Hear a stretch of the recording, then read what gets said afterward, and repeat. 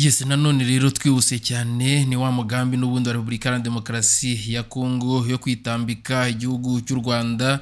Ni Denis rero Mukwege mu bakandida rero bashobora guhatana na mushiki wabo Louise ku buyobozi bwa OIF. Ni umunyekongo rero wegukanye igihembo cyitiriwe Nobel mu mwaka wa 2018. Dr Denis Mukwege rero ashobora kuzahatanira n'umunyarwandakazi Louise mushiki wabo umwanya Nyamabanga mukuru w'umuryango OIF uhuza ibihugu rero bikoresha ururimi rw'igifaransa. Ni nyuma rero yaho mu kwezi gushize u Rwanda rwemeje ko ruzatanga mushiki wabo kugira ngo ahatanire manda ya gatatu kuri uyu mwanya. Guverinoma ya Repubulika Iharanira Demokarasi ya Kongo yashyize imbaraga mu gushaka uzahatana nawe. Mu bo guverinoma ya RDC yatekerejeho mbere harimo Sidore Kwanja Ngembo wabaye muri ndorerezi za OIF zakurikiranye amatora mu bihugu bitandukanye, akanategura rero imikino y'ibihugu bigize uyu muryango yabereye i Kinshasa mu mwaka wa 2023. Nyuma yaho tariki ya 30 Mutarama 2026 guverinoma ya RDC yafashe icyemezo kidasubirwaho cyo gutanga umukandida. Hamenyekanye andi mazina abiri y'abashobora kuzavamo uzahatana na Louise mushiki wabo. Ngirango rero nkuko mubona mu mashusho, uyu niwe bita Dr Denis Mukwege, numwe rero mu bo leta ya Repubulika ya Demokarasi ya Kongo iri gutekereza gutanga nk'umukandida wo ku buyobozi bwa OIF. Azaba rero ahatana na mugenzi we w'u Rwanda rwe rwatanze Louise mushiki wabo, akaba ari we mukandida uzahatanira uwo mwanya, rukaba rwe rwaramaze kubyemeza. Twihuse cyane rero ngira ngo muri guverinoma rero ya RDC rero yatekerejeho mbere harimo uwo ngo Isidora Kwanja ndetse n'uyu nguyu. Nyuma rero yaho tariki ya 30 Mutarama 2026 guverinoma ya RDC ifashe icyo cyemezo kidasubirwaho cyo gutanga umukandida. Hamenyekanye rero aya mazina abiri y'abashobora rero kuzavamo uzahatana na Louise mushiki wabo. Dr Mukwege rero washinze ibitaro bya Panzi muri Bukavu niwe rero uri kuvugwa cyane, yashingiwe ahanini ku buryo amenyerewe ku ruhando mpuzamahanga, abikesha rero ibikorwa byo kwita ku bagore bahohotewe cyangwa se bahohoterwa mu gihe cy'intambara. Ni ikinyamakuru rero Jeune Afrique aho cyatangaje ko nubwo uyu muganga hatavuga rumwe n'ubutegetsi bwa Perezida Felix Tshisekedi mu bihe bizabanziriza amatora y'umukuru w'igihugu yabaye mu mpera za 2023, bombi bavugana kandi ko bahuriye New York muri Nzeri 2025. Undi rero uri gutekerezwaho ni Fredy Matungulu wabaye rero minisitiri w'imari kuva muri mwaka wa 2001 kugera rero mu mwaka wa 2003. Hakanakora rero ku kigega mpuzamahanga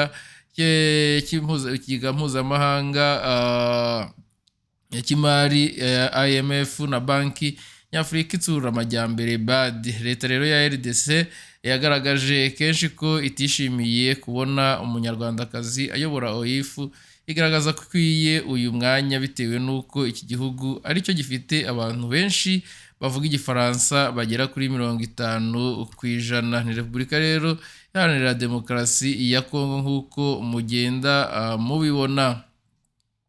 Twihuse cyane rero leta ya RDC imaze kugaragaza kenshi ko itishimiye kubona uyu munyarwandakazi ayobora iyo OIF, rero ikagaragaza ko rero ikwiye uyu mwanya bitewe n'uko ari cyo gihugu kivuga ururimi rw'igifaransa cyane. Inama rero y'abakuru b'ibihugu za guverinoma ya OIF izabera mu mujyi wa Phnom Penh muri Cambodia kuva rero tariki ya 15 kugeza ku ya 16 Ugushyingo 2023. Niyo rero izatorerwamo umunyamabanga mukuru w'uyu muryango. Ngirango rero twihute cyane turebere hamwe amakuru ari ku mbuga nkoranyambaga atandukanye n'ubundi, aho rero tugiye kuvuga ku ruhare rw'abacancuro mu guteza umutekano muke muri Repubulika Iharanira Demokarasi ya Kongo ndetse cyane cyane mu majyepfo. Ni mu gihe rero akarere k'ibiyaga bigari gakomeje gushakisha amahoro arambye binyuze mu biganiro n'inzira za diplomasi, hari impungenge zikomeye zikomeje no kwiyongera ko ikoreshwa ry'abacancuro n'abanyamabanga by'umwihariko muri Kivu y'Amajyepfo. Amakuru rero agaragaza ko aba banyamahanga rero bari muri Kivu y'Amajyepfo, Perezida wa Repubulika Iharanira Demokarasi ya Kongo Felix Tshisekedi yahisemo inzira z'intambara aho guha amahirwe inzira z'amahoro zashyizweho n'akarere n'umuryango mpuzamahanga, cyane ko kuri uyu munsi hasinywe rero n'ubundi gushyiraho agahenge ni byabereye muri Katari, ndetse hariyo abayobozi batandukanye benshi ba East Africa, ndetse mwabonye yuko Perezida wa Tanzania yari ariyo, Perezida w'u Burundi ndetse na Felix Antoine Tshisekedi bakaba rero bemeje gusinya aya masezerano rero y'agahenge ndetse no kuba bahagaritse imirwano. Dukomeje rero kuri ibi by'abacanshuro, inkuru zitandukanye z'itangazamakuru mpuzamahanga n'iryo mu karere zemeza ko mu burasirazuba bwa Repubulika ya Demokarasi ya Kongo hakorera abacanshuro baturuka mu bihugu bitandukanye barimo abo mu Burayi bw'iburasirazuba no muri Colombia, igihugu rero kizwiho kohereza abahoze mu gisirikare mu ntambara zo mu bindi bihugu.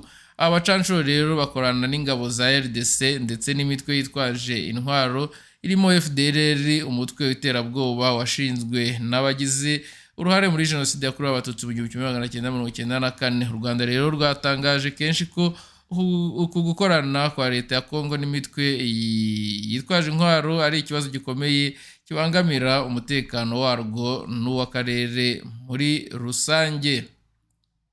Ikoreshwa rero ry'abacanshuro rinyuranyije n'amasezerano y'imyanzuro yafatiwe i Rwanda, Nairobi, Washington na Doha mu zindi gahunda z'akarere zigamije guhosha intambara binyuze mu biganiro no gusenya burundu imitwe yitwaje intwaro. Tshisekedi akomeje gushyira ingufu mu gisirikare no mu bacanshuro aho gushyira imbere ibiganiro na politiki y'ubwiyunge bw'abanyekongo. Hari amakuru rero yemeza ko aba bacanshuro bagize uruhare mu kugambanira cyangwa se mu kubangamira rero ibikorwa by'ingabo z'umuryango wa Afurika y'Iburasirazuba, birimo rero guhagarika no gutera ubwoba abasirikare b'akarere bari baragiye kugarura amahoro mu ntara ya Kivu y'Amajyepfo. Ibi rero byerekana ko ubushake buke bwa leta ya Kinshasa mu gushyira mu bikorwa imyanzuro y'akarere. Nta mateka rero agaragaza ko nta gihugu na kimwe kigeze kigarura amahoro gikoresheje abacanshuro, ahubwo aho hageze hose bagiye basahuye umutungo kamere,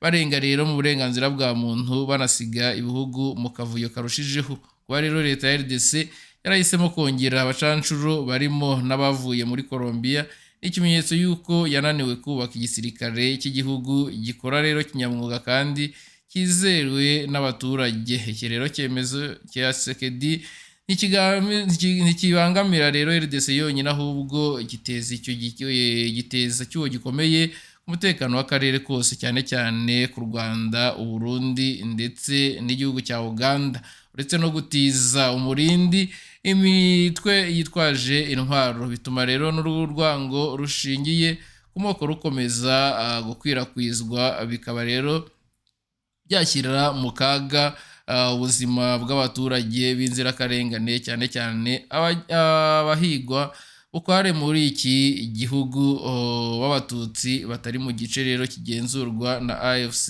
M23. Umuryango rero mpuzamahanga ukomeje kunengwa